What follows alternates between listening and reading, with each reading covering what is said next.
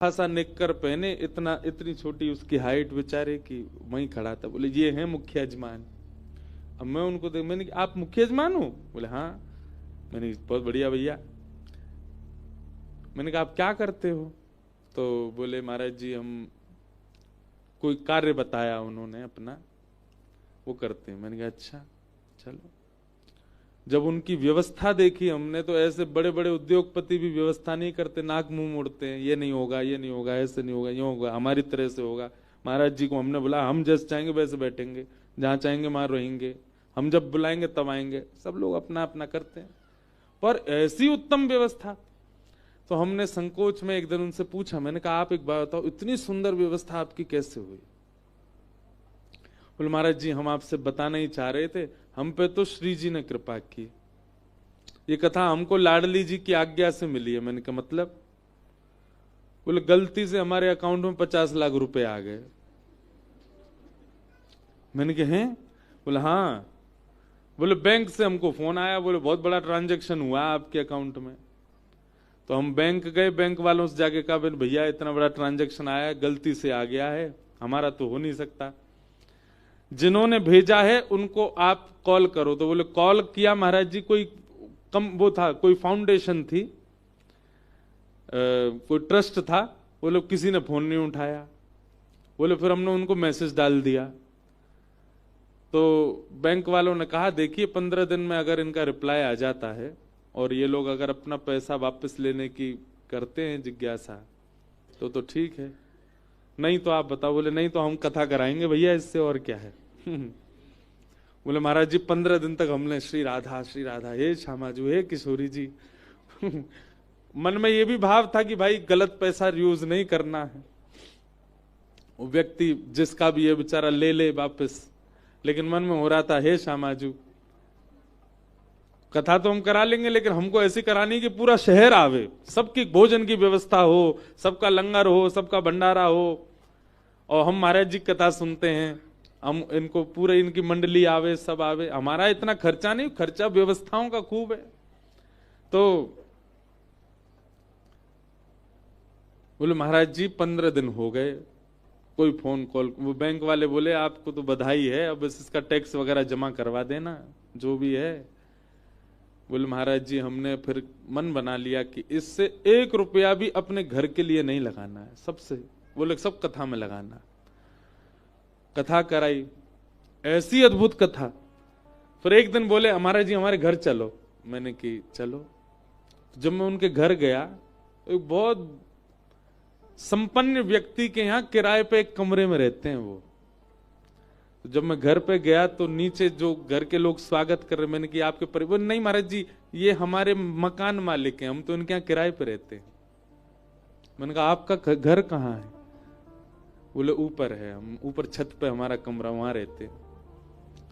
ऊपर ले गए, 2-3 कमरे थे वहां, हॉल था, और उनके यहाँ सच में हृदय से ऐसा भाव आया कि सच में इनकी कथा श्री जी ने ही करवाई।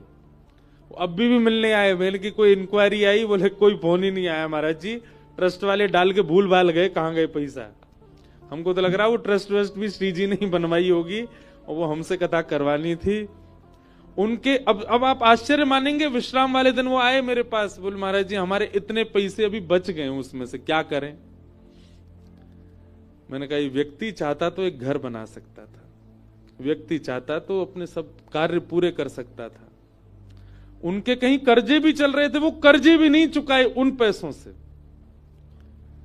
बोले हमारा मन है हम महाराज जी वृंदावन आकर के बहुत बड़ा भंडारा कर दें, वृंदावन के सब रसिक संत ब्रजवासी। मैंने करो। वृंदावन आकर के उन्होंने भंडारा किया। बड़े बड़े अरब खरबपति लोग 10-10 रुपया बांटते हैं भंडारे में भी, 500-500 रुपए बांट रहे थे सबको। 1 रुपया भी मेरे प्रयोग में नहीं रहना चाहिए, सब ठाकुर जी की सेवा। ऐसे ऐसे लोग भी हैं बहुत, हर कथा में एक अनुभव होता है।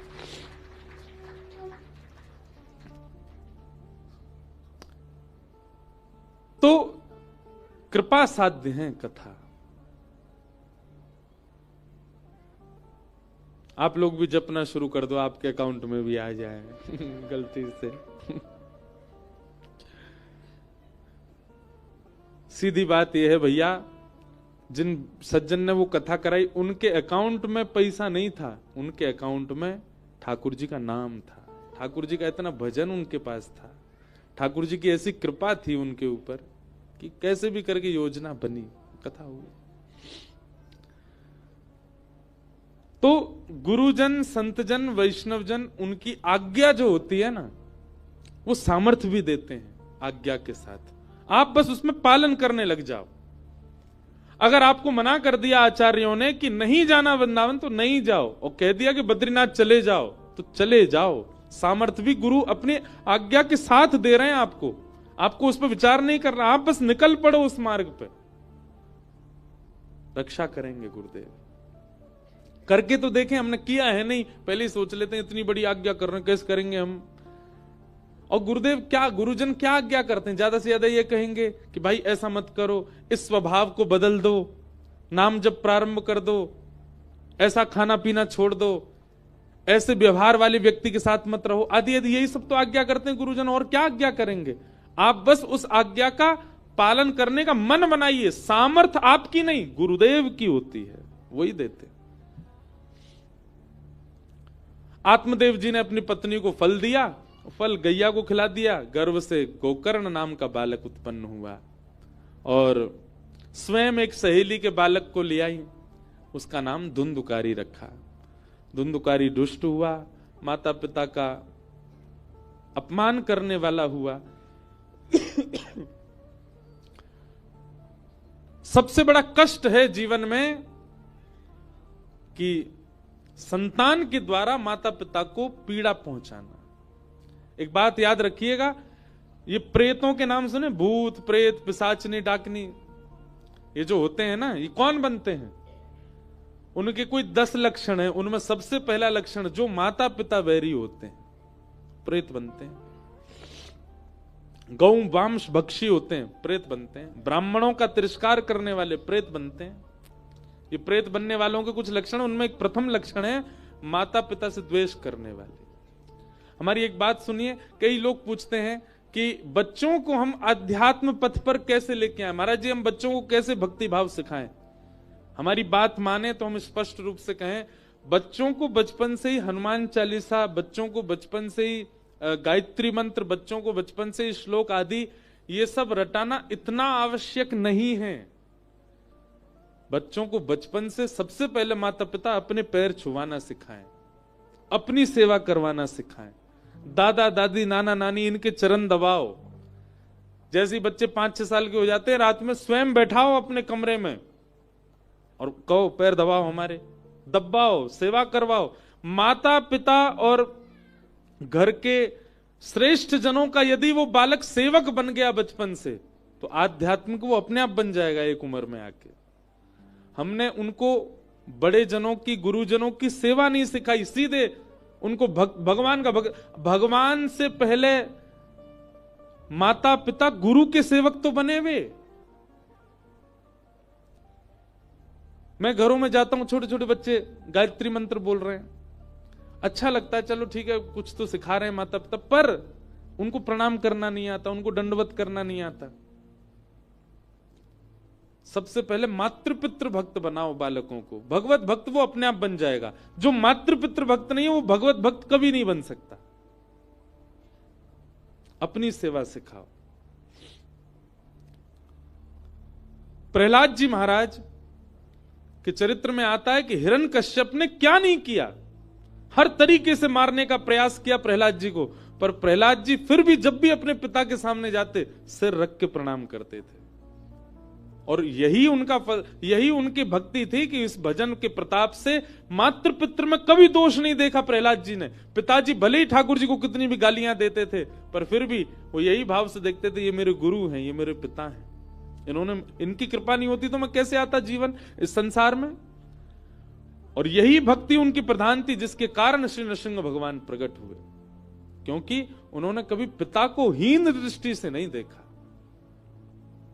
आजकल के बच्चे सब कर रहे हैं, गंगा जी में नहा रहे हैं, तीर्थ भी जा रहे हैं, पर घर में बैठे लक्ष्मी नारायण माता पिता के रूप में उनको नहीं बच रहे, उनको नहीं पूज रहे। हम तो बच्चों से कहेंगे कभी कभी ना छुट्टी हुआ करे, घर में कुछ कोई आना जाना नहीं कहीं, माता पिता का ही श्रृंगार करो, उन्हीं की पत्रावली बना दो, उन्हीं को ही लक्ष्मी नारायण मान के उन्हीं की सेवा करो, उन्हीं में ही प्रत्यक्ष ठाकुर जी का दर्शन कर लो। अरे प्रमाण है, महाराष्ट्र की भूमि पर प्रकट हुए भगवान श्री विट्ठल, जो पुंडलीक अपने माता पिता की सेवा करता था, कोई नाम नहीं, कोई यज्ञ नहीं, कोई भजन नहीं, कोई तप नहीं, केवल माता पिता की चरण सेवा से भगवान श्री विट्ठल को प्रकट कर दिया। हम लोग भूलते जा रहे हैं उस भाव को। प्रेम करते हैं हम, सेवा नहीं करते। सेवा भी करो। हम तो कथा में बहुत व्यस्त रहने लगे, हम तो अपने माता पिता के साथ ही नहीं रहते। वृंदावन में कथा थी कल तक, उस बहाने से वृंदावन में माता पिता के साथ थे, नहीं तो रह ही नहीं पाते, बात भी नहीं कर पाते कथाओं में, इतनी व्यस्तता हो जाती। आप सब तो रहते हैं माता पिता के साथ, उनकी सेवा किया करो। ये सेवा ही आपको आगे चल करके भजन मार्ग, भक्ति मार्ग सब प्रदान करेगी। धुंधुकारी माता पिता पर हाथ उठाने लगा, मां ने कुआं में कूद के प्राण त्याग दिए और पिता ने घर त्याग कर दिया। गोकर्ण जी महाराज ने पिताजी को ज्ञानोपदेश किया और यही गोकर्ण गीता है। एक श्लोक हम कहेंगे, उसके बाद कथा को विश्राम देंगे। देहे स्थिमां सरुधिरे भिमतिं त्यजत्वम् जाया सुतादिषु सदा ममतां विमुल्च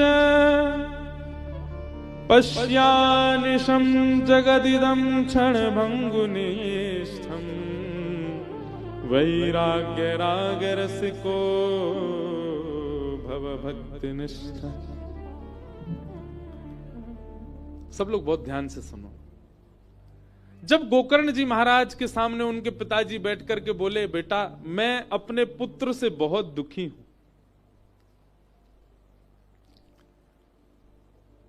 गोकर्ण जी महाराज कहते हैं, बहुत ध्यान से सुनना, बहुत अच्छी बात है। बोले पिताजी आपके जो वाक्य है ना, इनमें दो कारण हैं जिसके कारण आप दुखी हो। आपने क्या कहा? मैं अपने पुत्र के कारण बहुत दुखी हूं।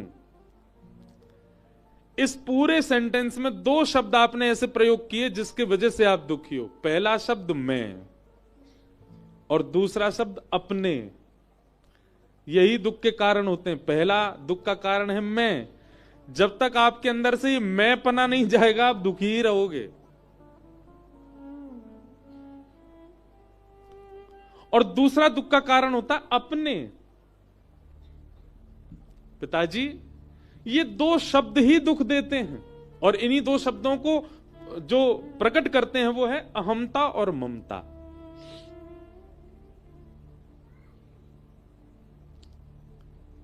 सबसे पहले दुख का कारण है मैं। हमारे अंदर ये देहाभिमान है और ये देहाभिमान ही हमको कष्ट की ओर ले जाता है। मेरे साथ ऐसा हो गया, मैंने ऐसा किया, मैंने वैसा किया, मुझसे ये हुआ, मेरे साथ यूं कर दिया, यही दुख का कारण बन जाता है। ये मैं शब्द यदि हट जाए, मतलब देहाभिमान यदि शून्य हो जाए व्यक्ति, उसको कभी दुख नहीं हो सकता। और दूसरा मेरा। अच्छा एक बात, हम लोग अभिमान क्यों करते हैं अपने ऊपर? क्या ये देह हमारा दास है या ये देह हमारे वश में है? बिल्कुल भी नहीं। सत्य बताएं तो ये देह थोड़ा बहुत हमारे वश में रह के हमको धोखे में डालता है कि मैं तुम्हारा ही हूं।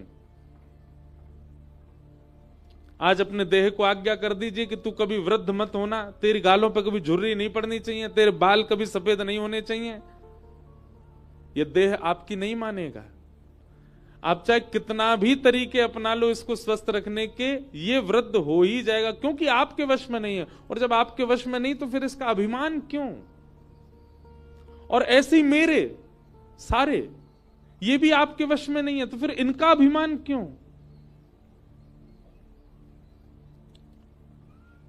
मैं और मेरे का जो अभिमान हमारे चित्त में है पिताजी, ये जिस दिन निकल जाएगा उसी दिन आप प्रसन्न, आपसे ज्यादा प्रसन्न कोई नहीं रहेगा दुनिया में। और ये मैं और मेरे का अभिमान दूर कैसे होगा, तब दूसरे श्लोक में कहते हैं कि धर्म भजस्व सततम त्यज लोके धर्मान सेवस्य साधु पुरुषां जहि काम तृष्णा अन्यंस्य हस्तचरण श्रवणत्वगादि अन्यस्य दोष गुण चिंतनमाशु मुक्त्वा सेवा कथा रस महो नितरां पिबध्वम्।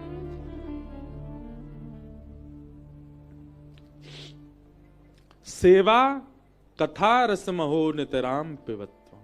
ये दो चीज आपके जीवन में आ जाएं। पहली सेवा, भगवत सेवा, धाम सेवा और ठाकुर सेवा, और दूसरी कथा श्रवण। ये दो चीज अगर आपके जीवन में आ गई, सेवा और कथा, धीरे धीरे आपका देह अपने आप अहमता और ममता से शून्य हो जाएगा। आपसे ज्यादा प्रसन्न दुनिया में कोई नहीं रहेगा। इस प्रकार ज्ञान उपदेश किया, वही ज्ञान उपदेश सुन करके आत्मदेव जी ने अपने जीवन का कल्याण किया। धुंधुकारी मर करके एक प्रेत बन गया, भागवत की कथा से वो प्रेत योनि से मुक्त हुआ। इस प्रकार भागवत जी का महात्म्य सुनाया गया। बहुत अतिकाल हुआ है, आप सब लोग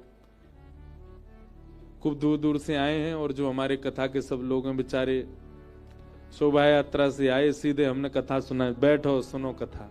कई अन्य कछु पायो भी नहीं होगो, खायो भी नहीं होगो, हम भी भूखे हैं, ऐसी चिंता नहीं करो। तो आज का ये मंगल सत्र हम लोग यहीं विराम देते हैं। कल से खूब आनंद के साथ, उत्साह के साथ और आलस्य का त्याग करके सब लोग आइए। सुबह 10 बजे से कथा प्रारंभ होगी। आप सब लोग 9:30 बजे तक ही आने का प्रयास करो। 10 से 10:15 के बीच में हम व्यास मंच पर आ जाएंगे और 1 बजे तक कथा चलेगी। और ज्यादा ही उत्साह आ गया हो तो 2 भी बज सके। कई लोग हमको बोले, बहुत दूर दूर से भी लोग आए, ऋषिकेश के भी लोग आ रहे हैं, वे सब लोग हमको बोले महाराज जी लाल जी के दर्शन, वो हम कल बताएंगे कब और कैसे हो पाएंगे। अभी आप लाल जी को विचरण करने दो, मधुमंगल श्रीदामा तनसुका मनसुका के संग घूम रहे हैं हिमालय पे। कल हम बता देंगे कि श्री लाल जी के दर्शन कब होंगे, कैसे होंगे, हम कैसे मिलेंगे। आप सब लोग बड़े भाव से कथा सुनो, और हमारे इस कथा के सब यजमान मात्र और उनका पूरा परिवार, सबको हम वंदन करते हैं, गंगा मैया को प्रणाम करते हैं, हिमालय देव को वंदन करते हुए आज के मंगल सत्र को विराम देते हैं। बोलो वृंदावन बिहारी लाल की जय। श्री बिहारी जी के प्राकट्य उत्सव की बधाई हो, बधाई हो, बधाई हो, बधाई हो, बधाई हो। राजा रामचंद्र भगवान और श्री सियाजू के विवाह की बधाई हो, बधाई हो, बधाई हो। ऐसे मंगल भाव के साथ आज की कथा को हम विराम देते हैं। जय राधे राधे राधे गोविंद राधे राधे राधे राधे गोविंद राधे राधे राधे राधे गोविंद राधे राधे राधे राधे गोविंद राधे गोविंद राधे गोपाल राधे गोविंद राधे गोपाल राधे श्री गोविंद राधे गोपाल राधे गोविंद राधे गोपाल राधे राधे राधे राधे गोविंद राधे राधे राधे राधे गोविंद राधे श्री राधे राधे राधे गोविंद राधे राधे राधे राधे गोविंद राधे गोपाल राधे गोविंद राधे गोपाल राधे हे गोविंद राधे गोपाल राधे गोविंद राधे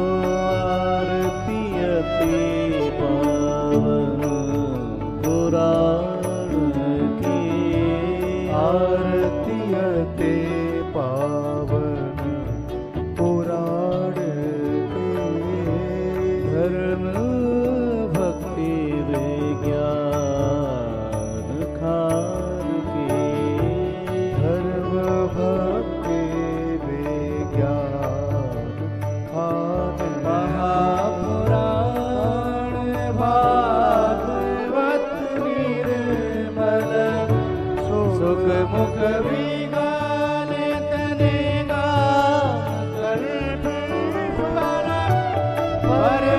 परमानंद सुधारस में लीलावती रस रस निधान की आरती अते पावन पुराण के विषय विलास विमोह विनाशनी विमल विराग विकासनी भगवत तत्व रहेश प्रकाश परम ज्योत परमात्म ज्ञान के आरती अते पावन पुराण के परमहंस मुनि मन उल्लास रस हृदय रस रास विलासनी मुक्ति मुक्ति रति प्रेम सुदास कथा